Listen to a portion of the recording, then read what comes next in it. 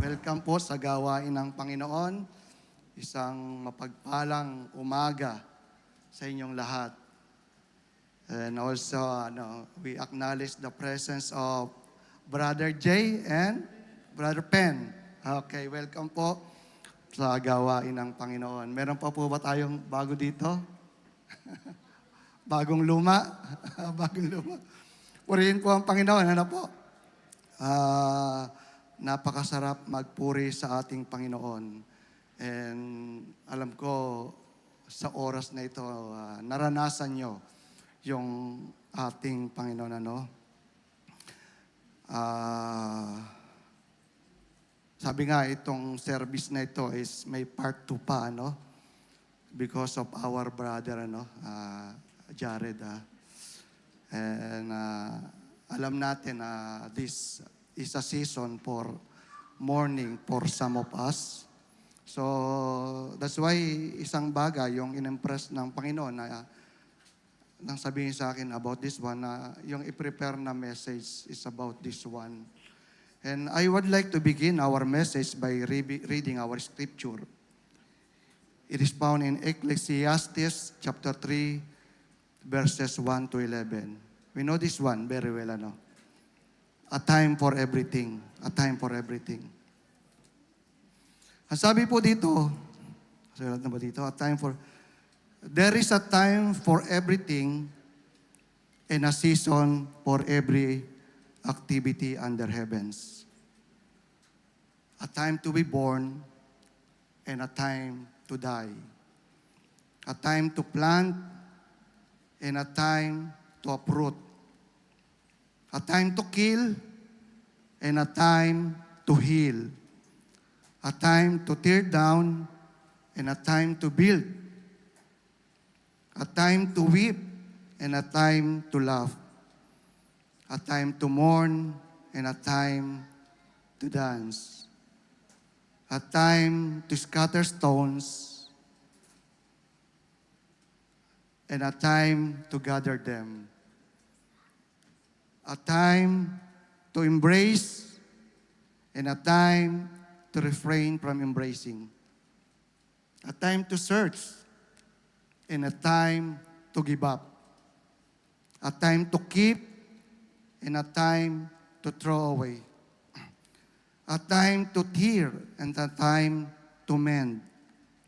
A time for war and a time for peace. Sabi dito, what do workers gain from their toil? I have seen the burden God has laid on the human race. He had made everything beautiful in its time. Ulitin ko po, He has made everything beautiful in its time. He has also set eternity in the human heart, yet no one can fathom what God has done from beginning to end. Purihin po ang pagkabasa ng kanyang salita. Alam niyo po, yung sumulat nitong Ecclesiastes is the wisest man that ever lived. Sino po siya? King Solomon. Si King Solomon, the wisest man, nearly 3,000 years ago.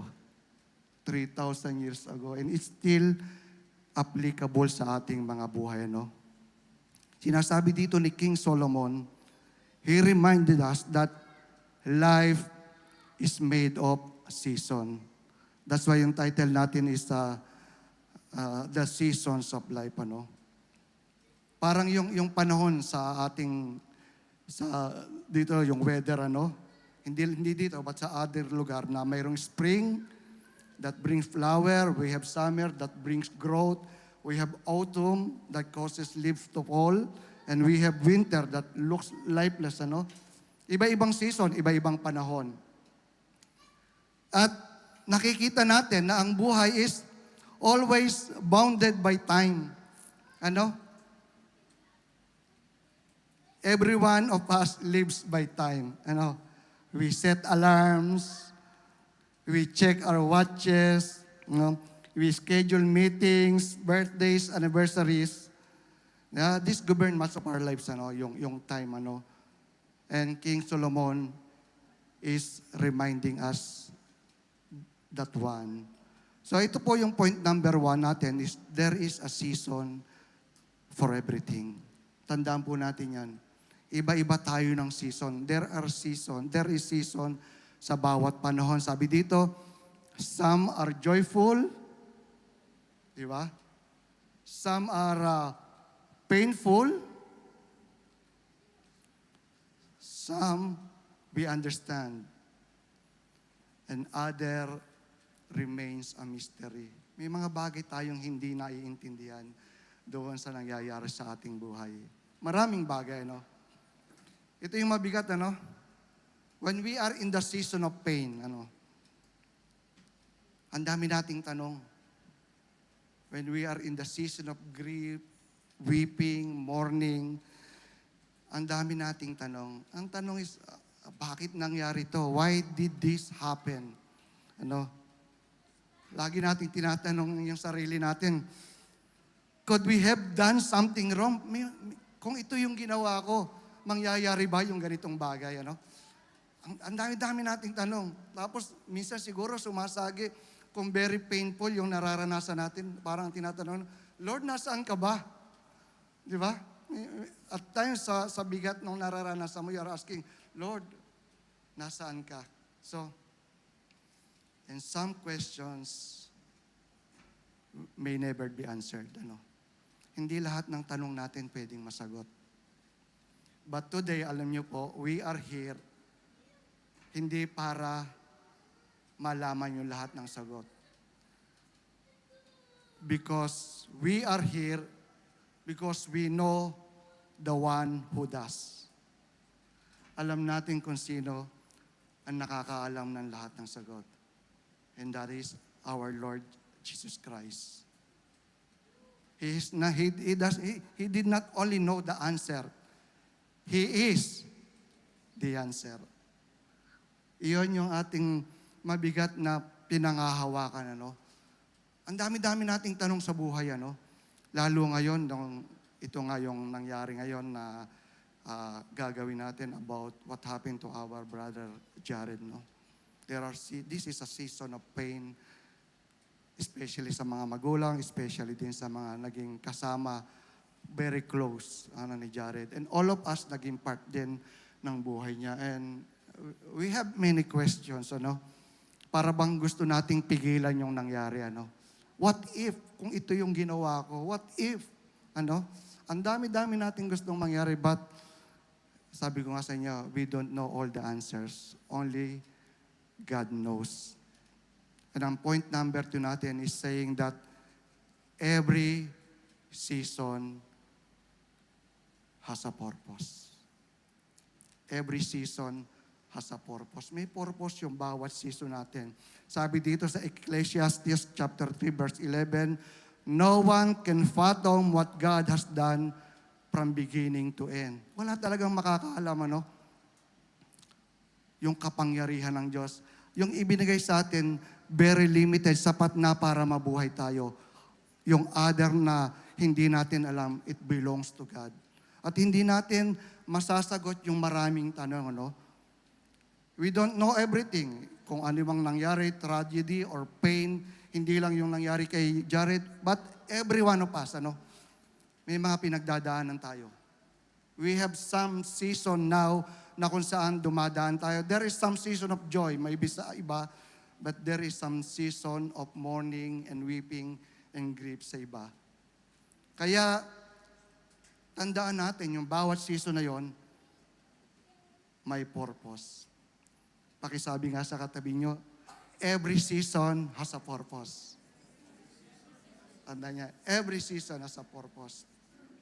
You remember Joseph, Ito, gasgas na yung kwento ni Joseph sa Bible, Si Joseph, kung yung season niya, kung paano siya binitray ng mga kapatid niya sa book of Genesis 37 hanggang 50, kung paano siya ipinagbili ng mga kapatid niya, kung paano siyang falsely accused, na wrong accused, dahil inaccuse siya ng rape.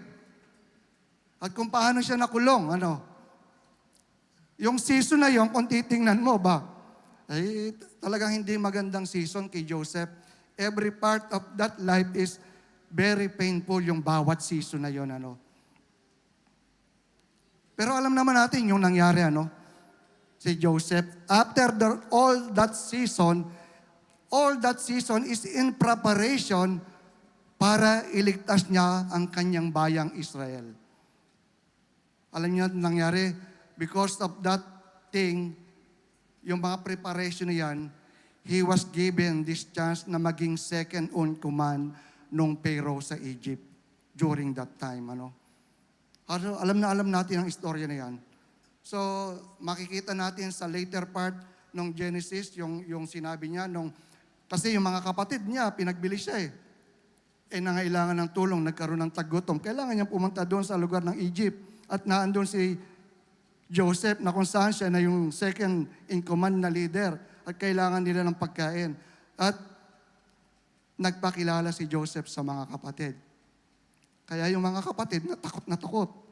Baka gantihan niya yung mga kapatid. Kasi pinagbili niya Pinagbili nila si Joseph Pero anong sabi ni Joseph sa Genesis chapter 50, 20 dito, sabi dito, you intended to harm me, but God intended it good for the saving of many lives.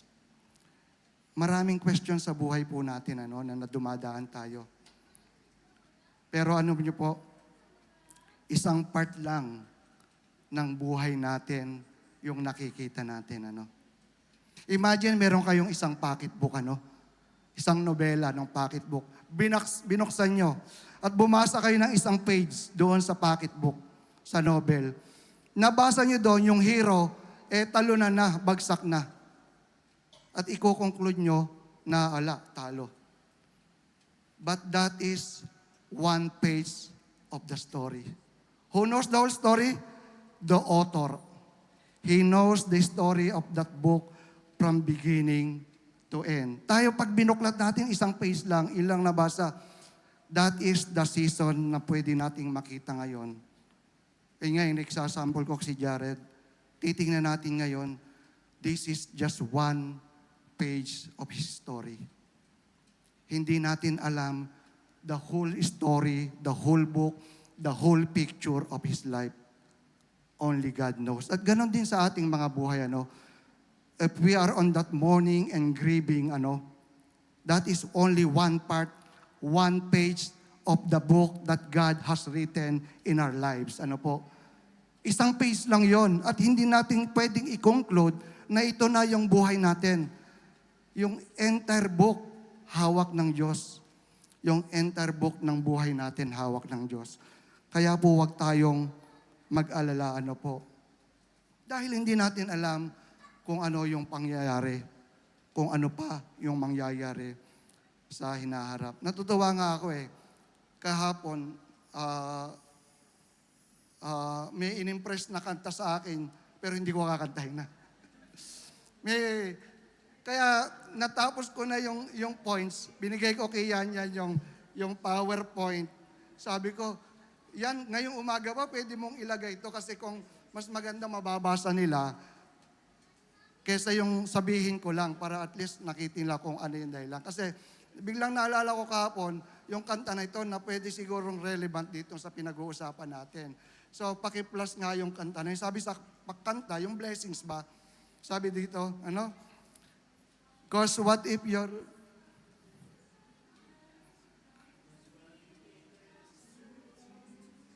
What if you're...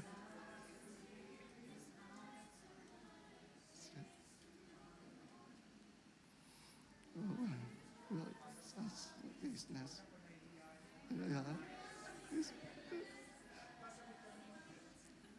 Worried. Kasi, ang sarap, sabi niya, because what if your blessings come through raindrops? What if your healing comes through tears? What if 1,000 sleepless nights are what it takes to know that God is near? What if trials of this life are your mercies in disguise. Ano? Ang ganda, ano?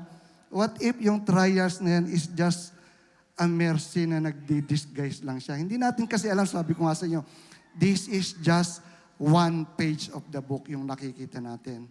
So, katulad kami, ano? Alam niyo naman, we are also in the seasons of trials, ano? Kami din, si Mami, ano?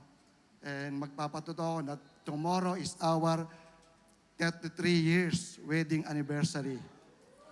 33 years.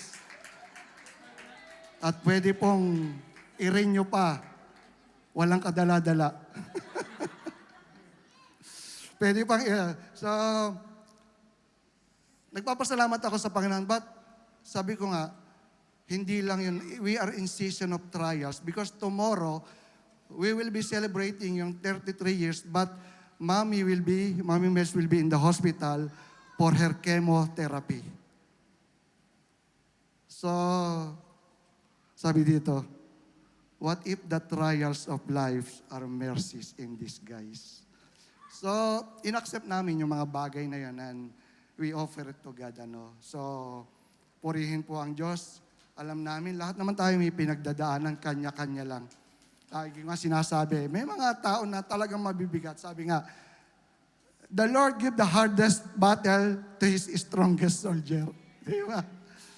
Kasi ang nakikita natin, lahat ng trials, may katapat yan. Alam ng Diyos, alam ng Diyos kung saan ka dadalhin. If tinitimbang niya yung trials na yon.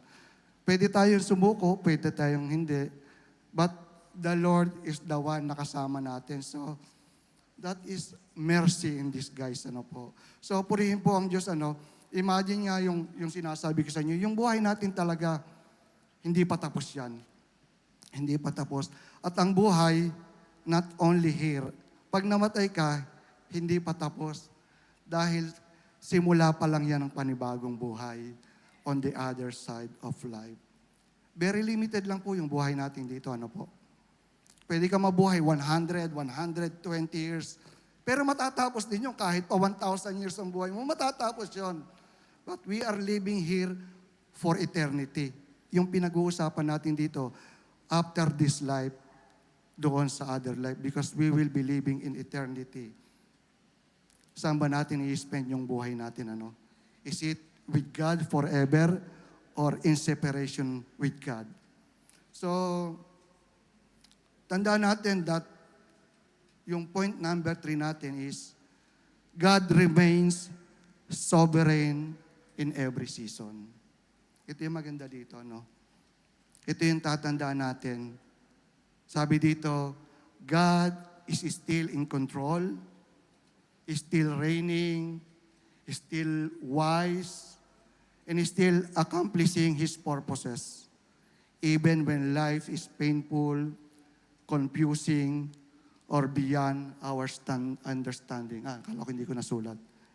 So, tandaan po natin na kung ano man yung nangyayari, God is always in control. Hindi po nakakaligtas sa Kanya yung mga nangyayari na yan. Every detail of your life, alam niya. Alam niya nga yung bilang ng buhok mo eh. Kaya nga sinasabi ko kay Mami, nalulungkot siya kasi naglalagas na yung buhok niya. Alam ng Diyos lahat na nalalaglag na yan. Bilang niya yan. At ibabalik ng Panginoon yan. So, mabuti po ang Diyos, He is always sovereign in every season. Hindi siya nasusurprise doon sa mga nangyayari sa buhay natin. Sabi nga, nothing catches Him off guard. He knows from the beginning to end. Yung buhay natin from the beginning to end, alam niya kahit saang portion ng buhay siya pumick up, alam niya yung mangyayari. Kung pick up siya ng buhay natin in 2030, alam niya yung kung ano yung tayo sa 2030. At kung babalik tayo sa before, 1980, 1990, kung pinick up, alam niya rin yun. He knows everything, every part, every detail of your life. So sabi niya nga, in Revelation chapter 22, verse 13, sabi niya dito, I am the Alpha and the Omega, the first and the last, the beginning and the end. The beginning and the end. Alam niya lahat na yon. Kaya po huwag tayong mag-alala kung dumadanas tayo ng pagsubok. Pero kung minsan, yung pagsubok na yon, kung meron tayong pagkakasala, ihingi natin ang tawad sa Diyos. Pero kung sinusubo ka dahil sumusunod ka sa Diyos, naglilingkod ka sa Diyos, magpasalamat ka, sabi, nakikihati ka sa paghihirap ng ating Panginoong Hesukristo. Magpasalamat ka kung dumadaan ka sa trials na yon while you are obeying the Lord. Kasi nakikisama ka, nakikidalamati ka, nakikibahagi ka sa paghihirap ng ating Panginoon. Sabi dito sa Psalms 103 verse 19, "The Lord has established His throne in heaven, and His kingdom rules over all."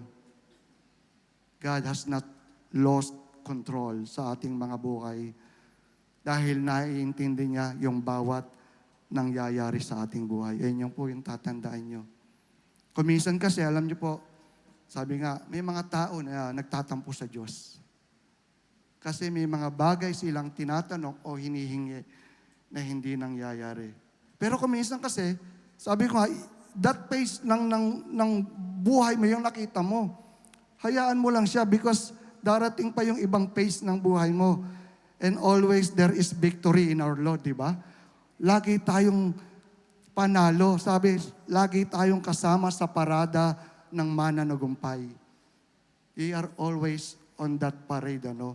Kaya nga, kung ano man yung pinagdadaanan nyo ngayon, right up this moment, ano? Isang piece ng puzzle lang yan. For the whole puzzle, di ba? Pag kinuha mo yung isang puzzle, hindi mo alam kung ano siya. Hindi mo nakikita. But inilagay mo siya sa buong puzzle na yan lang ang kulang, makikita mo yung whole picture. At ang Panginoon, nakikita the whole picture. So, relax lang po tayong lahat, no?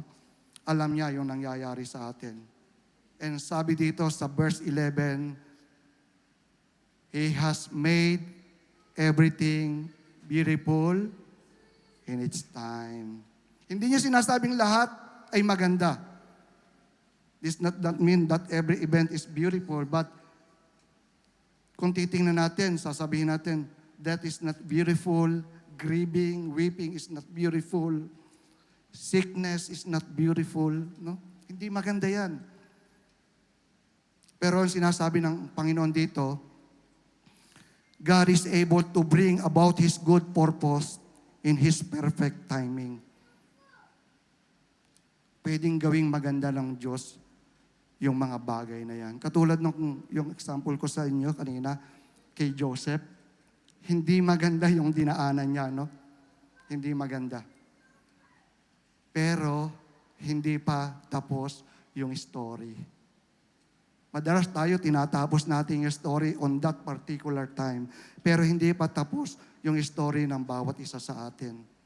Kaya tatapusin, alam ng Panginoon yan. Kaya nga sabi sa Romans 8:28, "And we know that in all things, God works for the good of those who love Him and who have been called according to His purpose." Not, it says God works in all things, not that all things are good, but sinasabi niya that God works in all things.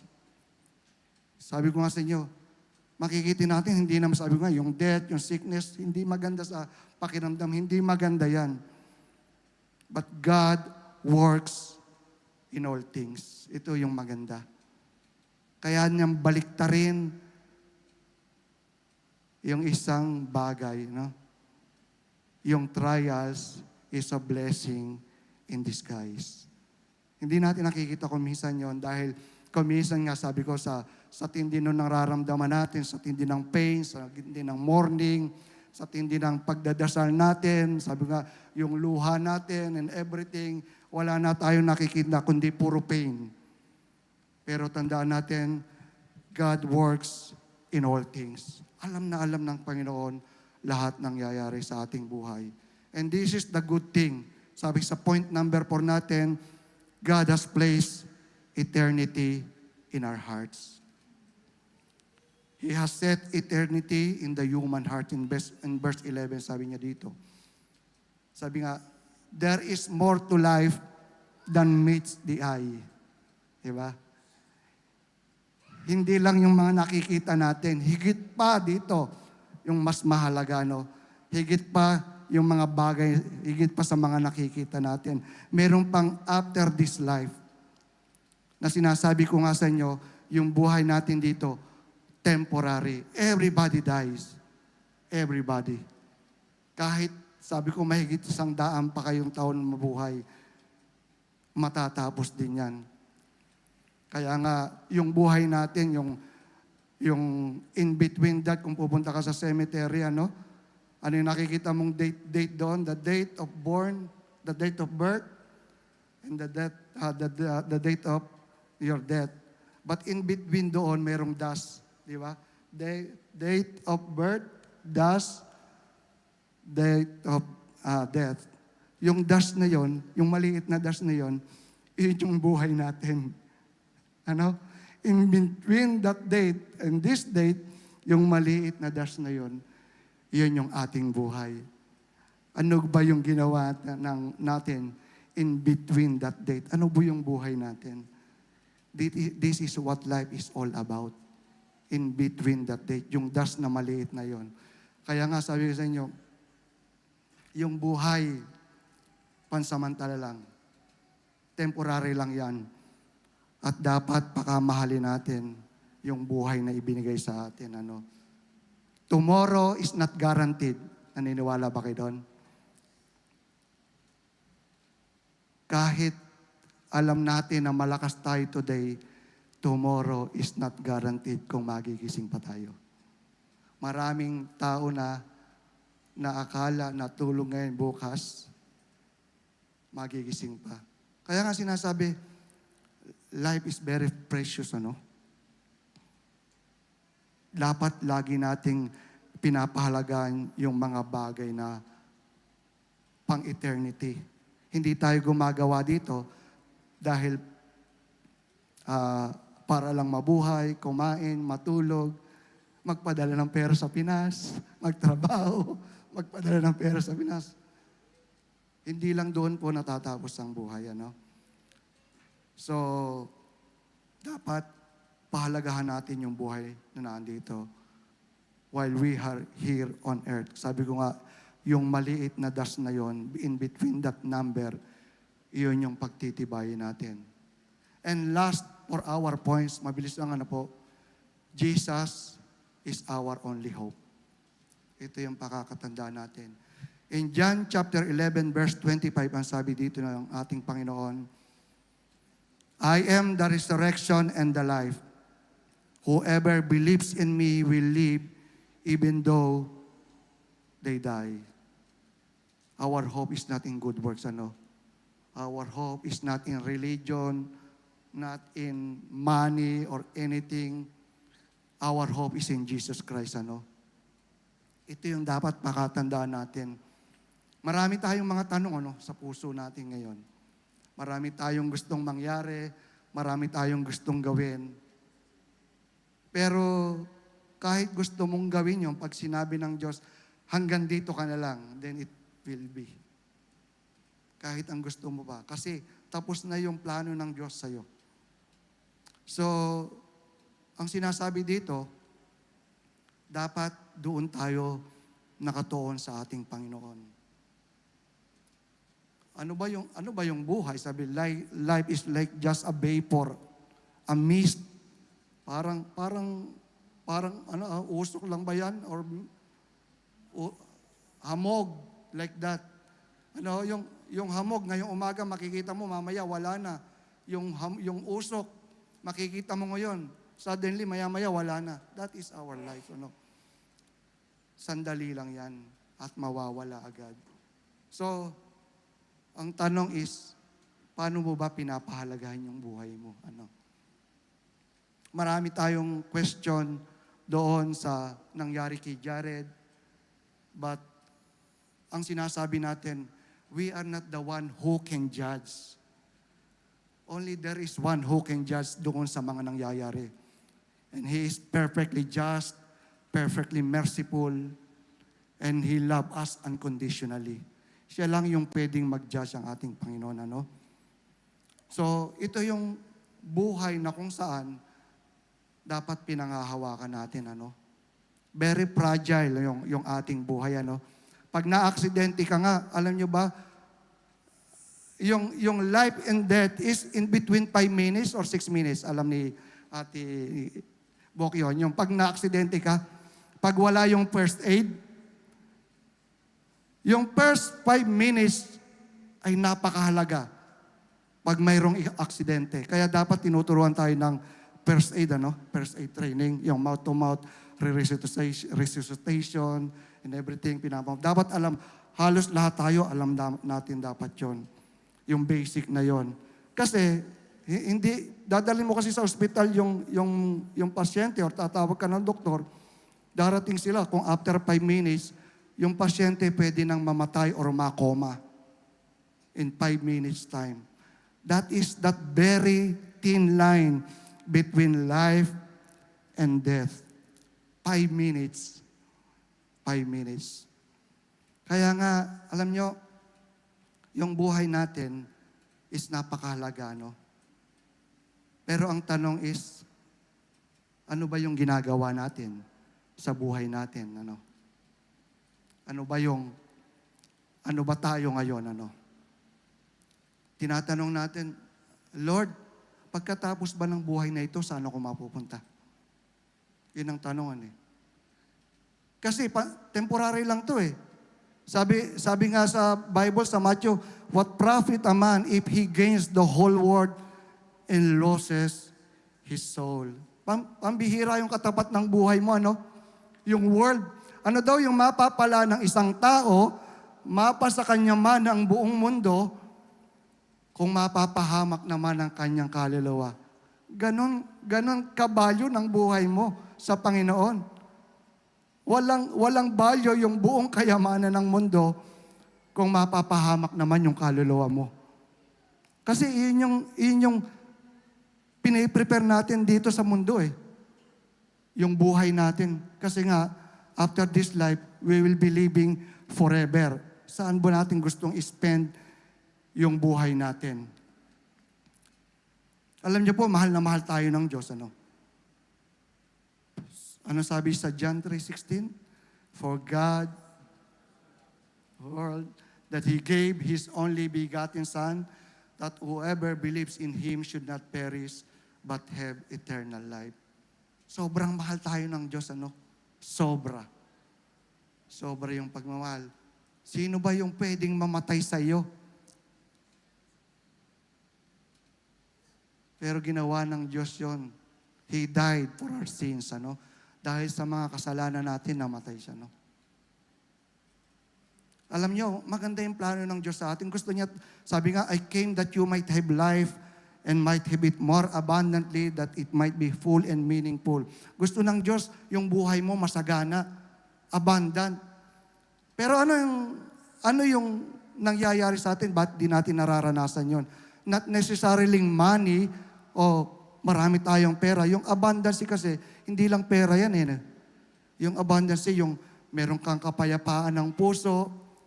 Di ba maraming tao, maraming pera, pero hindi naman makatulog. Wala ba kayo nun? Hindi guarantee na pag marami kang pera, makakatulog ka ng mahimbing. Do gusto natin ng maraming pera. Hindi ko inaalis na yun. Walang masamang maraming pera. Pero hindi guaranteed yun na abundant yung buhay mo. Hindi doon natetes yung abundance ng buhay. Sabi nga, marami kang ang pagkain sa harap mo. Wala ka namang gana. Diba? Hindi mo mabibili yung gana ng pagkain. Blessing ng Diyos, yung gana ng pagkain. Kaya nga natutuwa ako kay misis ko, sabi ko, nagkekemo siya, ang sabi ng doktor, mawawalan daw siya ng gana. Isang araw lang nawala ng gana. The rest ng 2 months, puro gana na. So, purihin po ang Diyos, ano? Purihin po ang Diyos. Sabi ako ng ganito, pero natutuwa po ako dahil mabiyaya ang Diyos. Mabiyaya ang Diyos. Kahit na may pinagdadaanan kami, maraming blessings ng Diyos, ano? So, purihin po ang Diyos sa ganun, sa pangyayari ngayon. And ang sinasabi ko nga sa inyo, Yung buhay natin is temporary, ano? Gusto nating makasama ang Panginoon. Pero ang problema, ang tanong, bakit hindi natin nararanasan yung pag-ibig at plano ng Diyos sa ating buhay? Kasi makasalanan po tayo, ano? We are all sinners.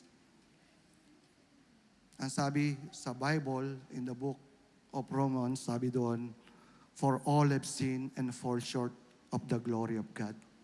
Lahat tayo nagkasala. All have sinned. Ako po, makasalanan.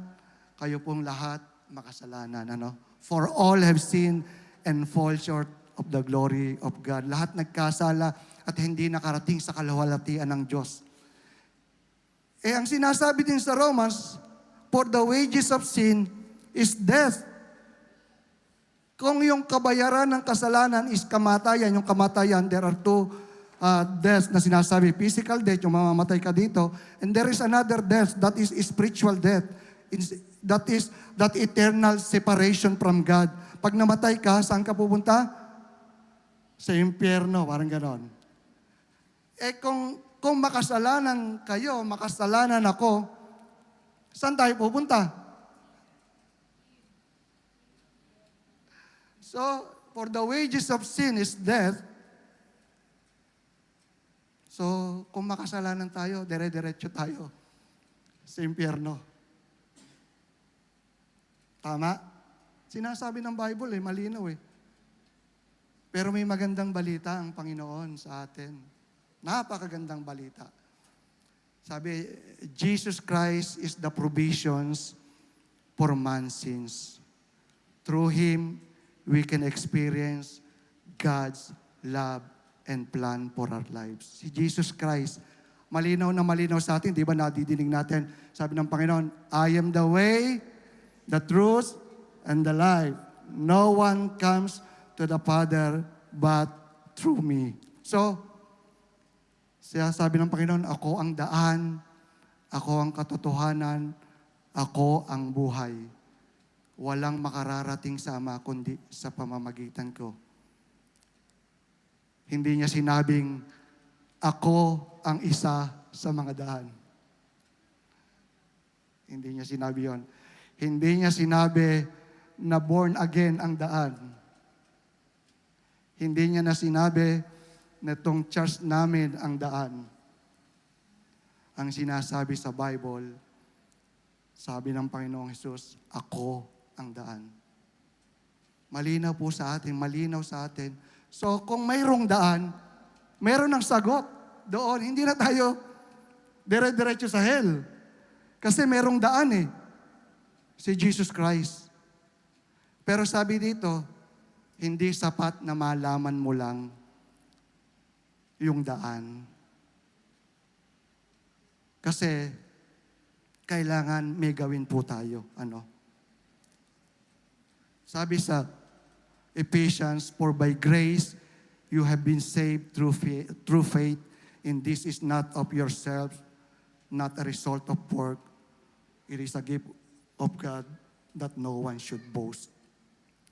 Yung kaligtasan, regalo. It's a gift from God. Alam natin na si Jesus Christ yung magliligtas sa atin. He is the way. Alam din ng diablo yun. Alam din ni Satan yun na si Jesus Christ ang tagapagligtas. Pag nakita nga, kung mababasa niyo sa Bible, pag nakita niya si Jesus Christ, nanginginig siya sa takot. Alam din ng diablo yun. Pero sabi sa Ephesians, it is a gift from God. Yung kaligtasan, regalo ng Diyos. Po?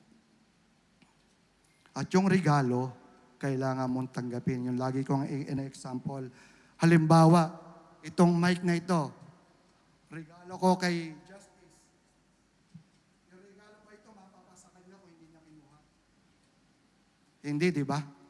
Itong regalo na to, mananatiling na sa akin. Regalo ko sa kanya, gift ko sa kanya, pero kung hindi niya kukunin, hindi mapapasa kanya to. That is also yung kaligtasan sa atin. Yung regalo, hindi mapapasa inyo, yung regalong kaligtasan, kung hindi mo tatanggapin. kailangan mong tanggapin. At iyon ang sinasabi sa John 1:12, na lahat ng tumanggap sa ating Panginoong Hesukristo ay binigyan niya ng karapatang maging anak ng Diyos. Amen? Lahat ng tumanggap sa ating Panginoon ay binigyan ng karapatang maging anak ng Diyos. Gusto ba nating maging anak ng Diyos? Okay. Gusto ba nating tanggapin yung ating Panginoon? So, I requested everybody to close their eyes and we will pray. Ito po yung prayer na ito, walang magic po yung prayer na ito. Ano po? Mananalangin tayo sa ating Panginoon, Hihingi tayo ng tawad sa ating mga kasalanan. Tatanggapin natin siya bilang Panginoon at ating tagapagligtas. At ipagkakatiwala natin ang ating buhay sa Kanya. From now on, hanggang sa dumating yung sandali na kunin tayo. Please repeat after me, Let's pray. Panginoong Jesus, maraming salamat po sa umagang ito. Humihingi po ako ng tawad sa aking mga kasalanan. Mga kasalanang nagawa noon, ngayon, at kasalanang magagawa ko pa. Sa oras na ito, Panginoon, tinatanggap kita bilang aking Panginoon at sariling tagapagligtas. Pinagkakatiwala ko na po ang aking buhay sa iyo. Make me the kind of person you want me to be. This I pray in Jesus' name. Amen. Amen. Alam niyo po, kung idinalangin nyo sa puso nyo yung panalangin na yon, ibig sabihin, diretso tayo sa langit. Wini-welcome tayo ng ating Panginoon that we are children of God. Dati makasalanan tayo, diretso tayo sa impyerno. But now, sabi nga, we are saved by the blood of Jesus. Yung dugo ng Panginoon, yung nagligtas sa atin. Not of that good works. Dahil kung sa mabubuting gawa tayo magliligtas, hindi natin kailangan si Kristo. Naniniwala ba kayo doon? Dahil gagawa lang pala tayo ng mabuti, maliligtas na tayo. Walang bearing yung ginawa ng Panginoon. Pero ang sabi sa Ephesians, yung mabubuting gawa, hindi yun yung makakapagligtas sa atin. Only Jesus Christ by the blood. At iyon ay regalo sa ating lahat. Grace ng Panginoon. At kung ipinanalangin nyo yung bagay na yon, nagpapalakpakan ang libo-libong anghel sa langit sa araw na ito. Purihin po ang Diyos. Purihin po ang Diyos. Ang sabi dito sa message natin kanina,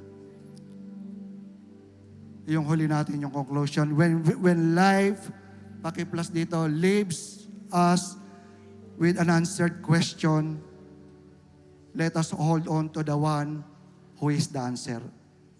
Jesus Christ, the resurrection, and the life. Ito ay isang pinakamaganda sa atin. Merong nawala sa buhay natin. Merong nawala. Nawala yung ating kapatid na si Jared. This is the time, na magbigay tayo ng respect, ng tribute sa kanya. Alam nyo, nung pinag-uusapan natin to, yung nangyari kay Jared, alam ko po, hindi aksidente na nakarating siya dito sa Dubai. God has plans sa kanya, Nakasama natin siya ng maikling panahon. Some of us, nakakwentuhan siya. Yung iba nga, nakasama pang kumain sa labas, in the mall. At nakasama pa naming maglaro sa bowling, si Jared, He has good moments here. He has good moments here.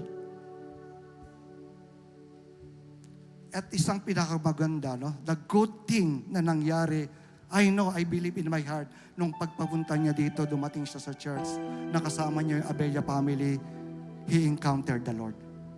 In one way or another, Jared encountered the Lord.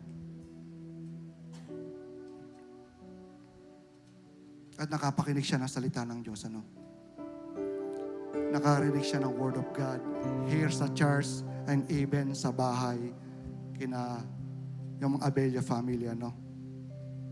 Nakapag-minister ang church sa kay Jared. Especially yung Abella family, ano?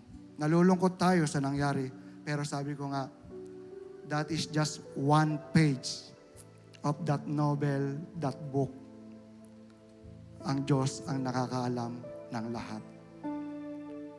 Dahil sabi ko nga, hindi natin pwedeng i-judge kung ano yung mga nangyari. There is only the one who does that can judge that thing, ano, ang ating Panginoon. So, siya yung nakakapag-decide kung ano yung faith ni Jared. So, we don't like this season of mourning. We don't like.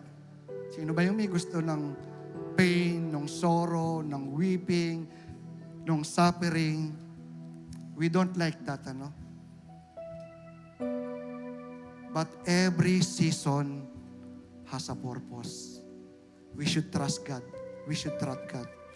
Doon sa season. Kung ano yung season mo ngayon, you have to trust God. Kasi may purpose yung Panginoon doon. Maaaring hindi mo nakikita ngayon, pero magtiwala ka lang sa Panginoon, ano? Magtiwala ka lang. Kasi alam na alam ng Diyos yung buhay mo mula simula hanggang huli. Kung nagdi-decide ka na ngayon na ito yung season mo at isinarado mo na yung buhay mo, hindi mo makikita yung the rest of that season, ano? It is just one page, ano? So we will be entrusting everything to God's hands, ano? He can see the whole book, the whole picture of our life, ano? Hindi man natin nakasama yung magulang ni Jared ngayon, ano? Kung recorded man to, kung mapapakinig ng si Nanay Nelly, si Tatay Glenn, alam niyo po, naging pamilya namin si Jared and naging pamilya na rin namin kayo. So, yung pangyayari po na ito, maaaring magpabago sa ating buhay, sa bawat isa sa atin, ano? Pero yung pangako ng Diyos, hindi nagbabago. Hindi nagbabago yung pangako ng Diyos, ano po? At siya mismo, ang Diyos, hindi nagbabago. Hindi nagbabago ang Diyos. Siya yung the same yesterday, today, and forever. Nakakalungkot, ano po? Nakakalungkot. Pero magtiwala lang po tayo sa Kanya. Magtiwala lang tayo sa Panginoon dahil alam niya yung simula at huli ng ating buhay. Pagpalain po tayong lahat ng ating Panginoon. Tinatawagan si Brother Pastor Jerome.